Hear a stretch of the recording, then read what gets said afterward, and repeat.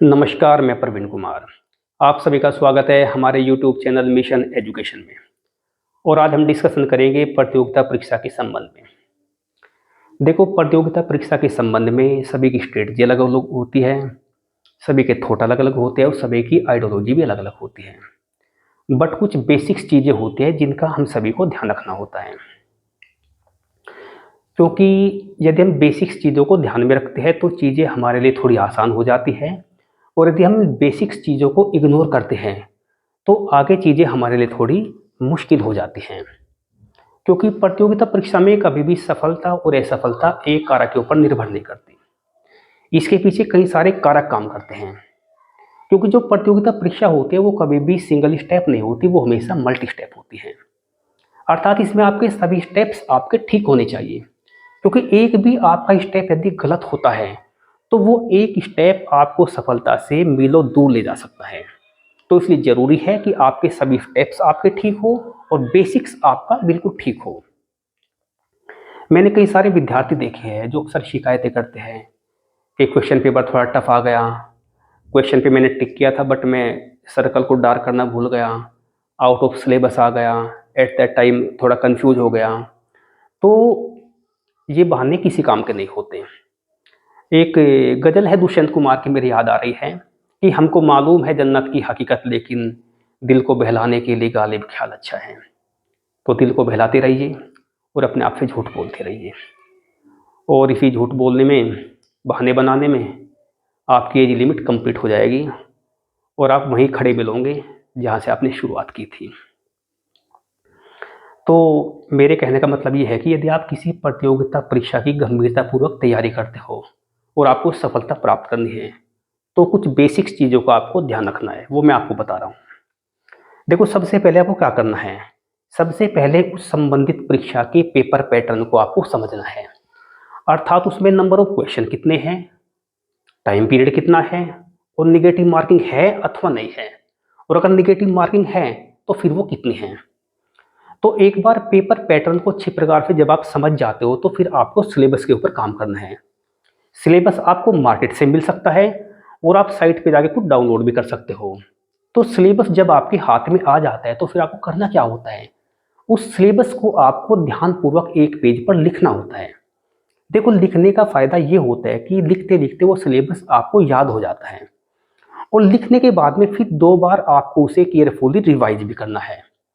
और जब आप उसे 2 बार रिवाइज कर लोगे तो वो कंप्लीट सिलेबस आपके अच्छी प्रकार से याद हो जाएगा, क्योंकि प्रतियोगिता परीक्षा में सफलता प्राप्त करने के लिए सिलेबस हमेशा आपके मस्तिष्क के अंदर होना चाहिए। जब सिलेबस आपके चित्र पे याद हो गया तो फिर क्या करना आपको, फिर आपको मार्केट से आपको उसकी मानक बुक्स खरीदनी है। देखो, मानक बुक्स का क्राइटेरिया सभी के लिए अलग अलग हो सकता है और इसका कोई निश्चित क्राइटेरिया नहीं होता। मानक बुक्स क्या होती हैं, मैं बता रहा, देखो आपको, वो सभी बुक्स जो आपके कंप्लीट सिलेबस को कवर करती हो। अर्थात उन बुक्स में आपका कंप्लीट सिलेबस हो, लैंग्वेज इजी हो और एक्सप्लेनेशन इफेक्टिव और वाइडली उसमें दी गई हो, वे मानक बुक्स होती हैं। तो आपको ऐसी मानक बुक्स खरीदनी है आपको। और ये ध्यान रखना है कि बहुत सारी बुक्स आपको नहीं खरीदनी हैं, क्योंकि यदि आपने बहुत सारी बुक्स आपने खरीद दी तो आप उन्हें रिपीट नहीं कर पाओगे, मीन्स आप उनका रिवीजन नहीं कर पाओगे। और जब तक आप बुक्स का रिवीजन नहीं करोगे चीज़ें आपके लिए बेहतर नहीं होगी। तो बहुत ज़्यादा बुक्स आपको नहीं खरीदनी और आपको सीमित बुक्स खरीदनी है जिन्हें आप अच्छी प्रकार से रिपीट कर सकते हो। मीन्स यदि आपको हिस्ट्री की तैयारी करनी है तो क्या करना है आपको, एक बुक्स आप उसकी एंसेंट खरीद लीजिए अच्छी सी, एक बुक्स आप उसकी मेडवली खरीद लीजिए, और एक बुक्स आप उसकी मॉडर्न खरीद लीजिए, और उसके बाद आप उन्हें पढ़ना शुरू कर दीजिए। तो कहने का मतलब ये है कि जब आप मानक बुक्स खरीद चुके हो तो फिर आपको उनके पिछले 10 वर्षों के सोल्ड पेपर खरीदने हैं, और सोल्ड पेपर आपको वो खरीदना है जिसमें एक्सप्लेनेशन दी गई हो। और सोल्ड पेपर को आपको 2 बार अच्छे से रिवाइज करना है।